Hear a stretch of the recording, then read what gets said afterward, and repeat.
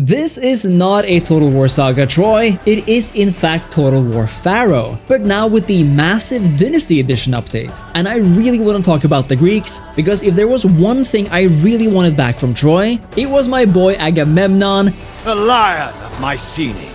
And I guess it's nice to be reunited with both Priam, Hector, and Paris as well. Or many of the other Greek leaders across the Aegean, because even though Troy might be the dedicated Bronze Age Greece game, Pharaoh might just have edged it out in terms of bringing the overall best experience, at least for a historical game. And if this piques your interest, make sure to keep on watching and leave a like on the video with your thoughts on this update down below. In terms of factions, Pharaoh makes the distinction between major and minor ones. Major factions feature some varying unique starting positions and aspects, but for the most part, the experience will be just as fun with minor ones, who may participate in basically all of the same mechanics and features as the major factions. In Greece then, our two major factions are the faces of each side of the Trojan War. In Achaea, Agamemnon is the supreme king of Mycenae and therefore the de facto leader of Greece. He's in control of not just Mycenae itself, but Tyrants, Sparta, and the island of Kythera in the south, giving him a powerful position in the provinces of Achaea and Laconia, from where he can go in pretty much whichever direction he wishes. He begins with two armies, one led by himself and one led by Menelaus, king of Sparta, who in Troy used to be his own faction. Priam, king of Troy, begins with the cities of Troy, Celeia, and Percote, all in the province of Velusa in western Anatolia. Priam too begins with two armies, one led by himself and one led by Hector, who, just like Menelaus, was his own separate faction from Troy proper in that game. And this is where things get interesting. You see, Pharaoh now features the titular dynasty mechanic, which has massive consequences for every faction here. Prima is now the leader of Troy as a kingdom, but if we enter the dynasty menu, we can see that the Trojan dynasty is actually one of the largest starting dynasties in the game. Prima is the faction leader married to Hecuba, and the two of them begin with 7 children, 2 of which are of age, namely Hector, who is already a general, and Paris, who is available for recruitment.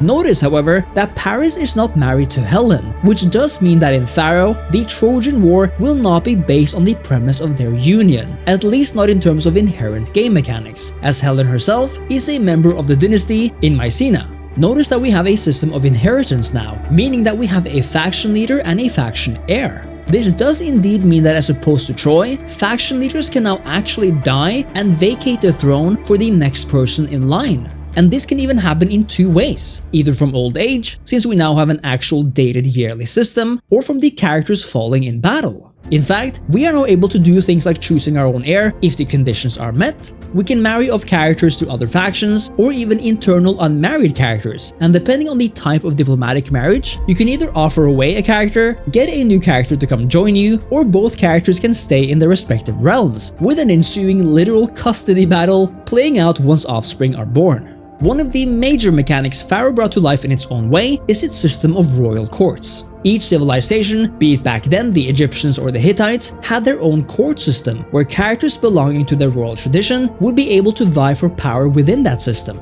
With the Dynasty update, this has now been extended to Greece. We are now able to adopt and manage our own way within the Aegean royal tradition, where the most powerful Greek rulers hold offices, conspire against each other, either for more power or legitimacy, and where you can attempt to become the Wanaks, the king himself. Both just like in Pharaoh proper, in order to join the Aegean royal tradition and attempt to become the supreme ruler, you need to own at least one of the Aegean sacred lands, which are regions found within the Aegean sphere of influence, if you will.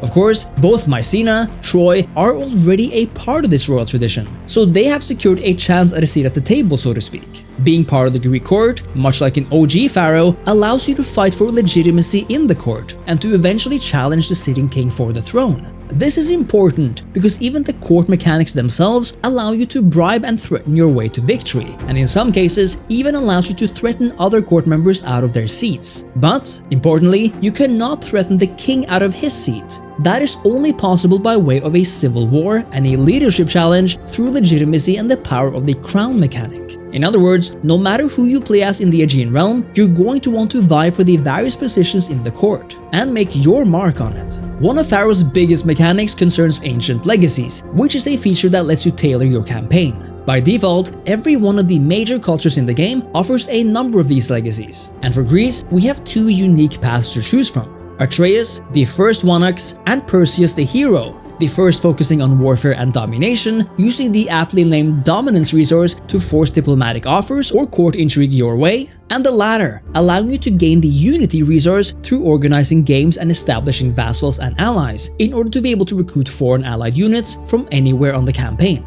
In other words, these enable either a more warlike or more diplomatically minded campaign for the Aegeans. And finally, both Mycenae and Troy gain Pharaoh's command mechanic, which provides bonuses depending on their uses. For Mycenae, you gain 1 unit and 1 ancillary if used, and the quality of the two depend on the rank of the faction leader, while if not used until the feature's duration runs out, you gain a bonus to construction speed of important buildings and to your workforce in completed provinces. For Troy, their command power is based on the foreign presence of cultures. Having above 20% foreign culture in a province will give you 1 high-tier special unit to recruit per such settlement, or if you don't use it, you'll get 50 gold and demoralize your enemies, again per foreign presence. In Pharaoh though, the main thing that is missing from the minor factions all over the world is this faction-specific command mechanic. So if you do choose to play as a minor Greek faction, this command ability won't be available.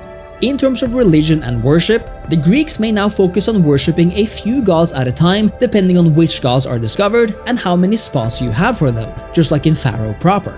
This means that as opposed to Troy, you won't be vying for each god's favor at the same time unless more are unlocked to you. And indeed, like in Pharaoh's base game, you'll now be able to play around with these standard mechanics like workforce and regional outposts, meaning these smaller settlements outside of your cities. These are the major mechanics that will completely change the way you play as the Aegean kingdoms in Total War Pharaoh compared to Troy. You'll notice that the biggest lacks compared to Troy, in my opinion anyway, is the removal of those major faction-specific mechanics, like Agamemnon's The Lion's Share for example. In some ways, I think this is a loss, and I also kinda lament the fact that by merging factions like Hector and Paris into one, we've also kinda lost what made them unique on their own, like the Helen My Love mechanic from Paris. However, what I think is interesting is that contrary to Troy, Pharaoh never really aimed for that truth behind the myth mechanic. It from the get-go laid out a mostly historical and authentic inspired vision. What this means is that while I firmly believe that Mythos was the best way bar none to play Troy, Pharaoh is now absolutely the best way to play the Greek kingdoms if you wish to play historically, as there is now so much more to do and manage, even without those faction-specific mechanics, since they have been given everything new from Pharaoh,